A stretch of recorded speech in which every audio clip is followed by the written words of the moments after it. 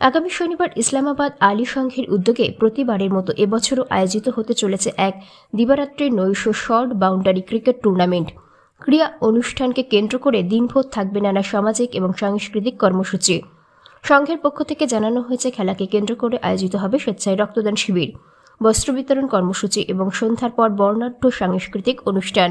সমাজসেবামূলক উদ্যোগের সঙ্গে খেলাকে যুক্ত করে জনসচেতনতা বাড়ানোই এবছরের মূল লক্ষ্য বলে জানিয়েছে সংগঠনের সদস্যরা।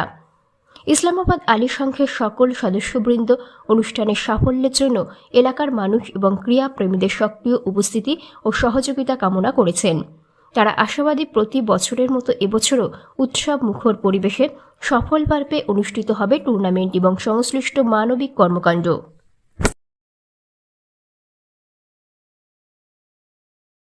আসসালামু আলাইকুম। আজকে এখানে ইসলামাবাদ আলী সংঘের একটি আলোচনা সভার আয়োজন করা হয়েছে।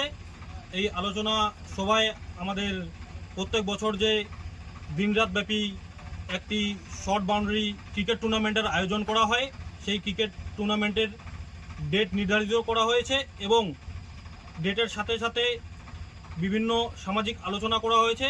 যেমন প্রত্যেক বছর আমরা ক্লাবের পক্ষ থেকে বস্ত্র বিতরণ থেকে শুরু করে বিভিন্ন সামাজিক কর্মকলাপ করি, সেসব বিষয় নিয়ে আলোচনা করা হয়েছে। আমাদের খেলার ডেটটি নির্ধারিত হয়েছে 27শে ডিসেম্বর শনিবার দুপুরবেলা থেকে আমাদের খেলা শুরু হবে এবং সারা রাত ব্যাপী খেলা চলবে এবং বিভিন্ন সাংস্কৃতিক অনুষ্ঠান, বস্ত্র বিতরণ, বিভিন্ন সাংস্কৃতিক অনুষ্ঠান চলবে। ধন্যবাদ।